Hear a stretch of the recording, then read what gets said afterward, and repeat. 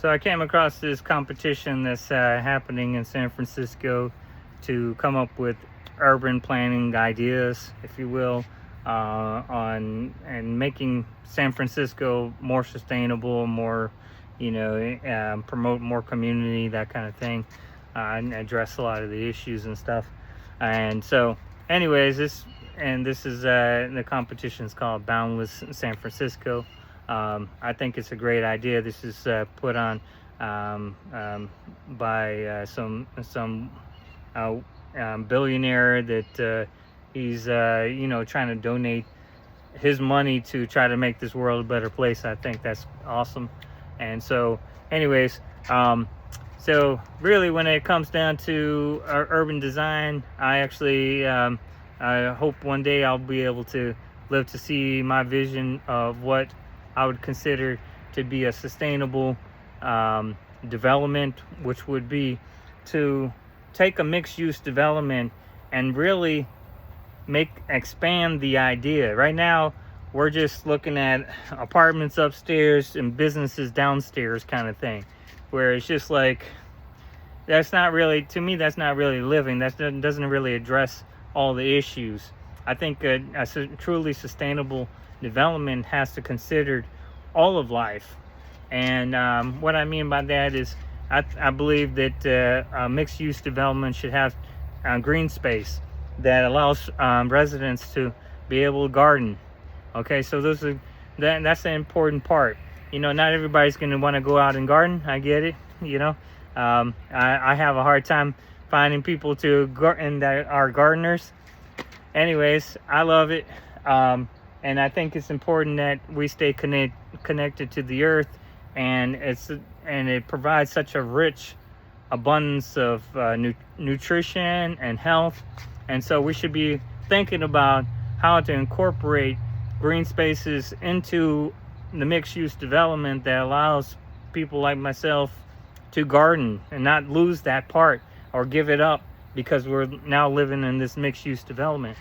Okay, we should also be looking at fostering community spaces, both on the local level, like on the resident level, where residents can connect together. Maybe there's some their upper levels is connected with the walkway around, where it allows them to be able to connect with each other, but also having parks on those upper levels that are, they're secluded from the rest of the public, right?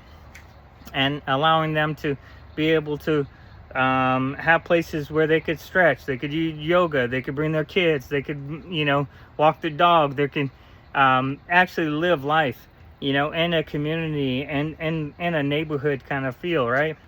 But they also, I believe it should be, mixed-use development should give priority to residents to have their own businesses.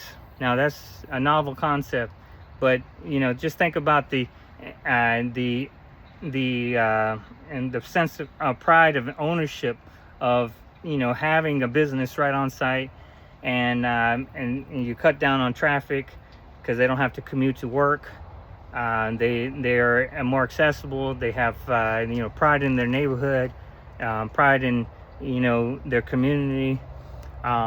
It could promote pedestrian traffic, where you have more people coming to these shops, for different services, baked goods, whatever restaurants, just different, in all kinds of different services. And there's so many things that could happen in that type of space. So being able to make that affordable for residents, that would be the number one key, is to promoting mixed use, is to promote this, going back to old world design, where people did actually have their business downstairs and work upstairs kind of thing. So I think we just scratched the surface when it comes to mixed use development, and I feel like it's still disconnected from allowing people to live their full life in that type of setting.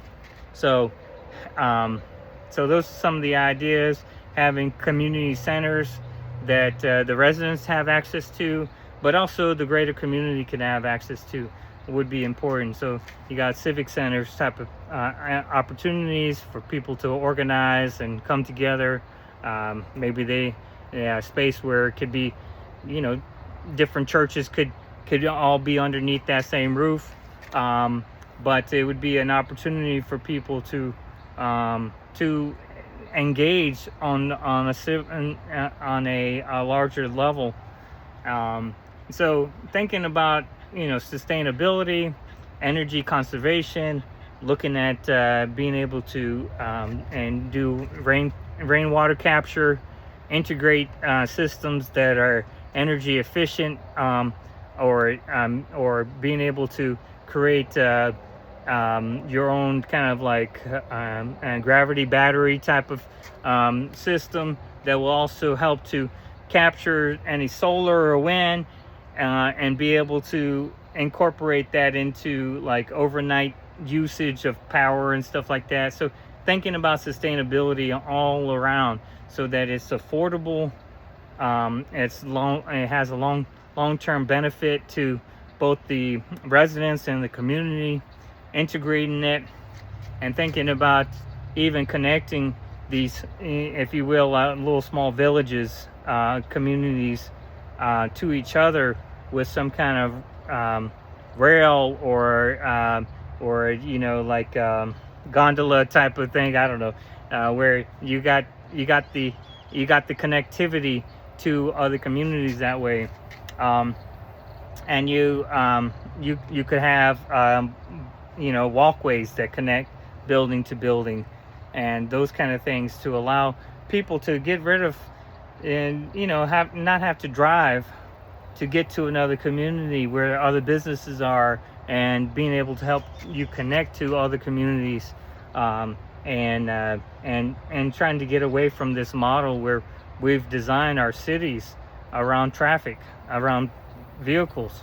We should be starting to section off parts of our city where there's no traffic, and where they've done that in like downtown areas or shopping areas, it has been very effective at bolstering and promoting and pedestrian traffic, which is great for businesses, and allowing people to connect and to get exercise. Physical activity is so important for our health. And so there's so many things that we should be thinking about as far as helping each other to connect to each other and promote business, promote you know, people's individuality, but also on a community level. We're so segmented in our society. We're so isolated from even a lot of times from our neighbors even, and so we have to look at ways to break down those walls to allow us to come back together, because right now we're a sick society, and the symptoms of this sickness is you're seeing just this gun violence and mass shootings and just craziness that's going on in this world.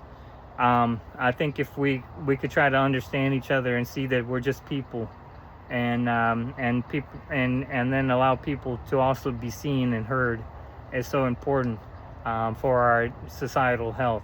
So we should stop looking at the individual picture of what the individual may want or need or whatever, and think about how we're all interconnected and need to be connected in order to be even better. And so promoting that accessibility to each other, and to the environment, to business, all those things are important. So hope that helps somebody, and peace.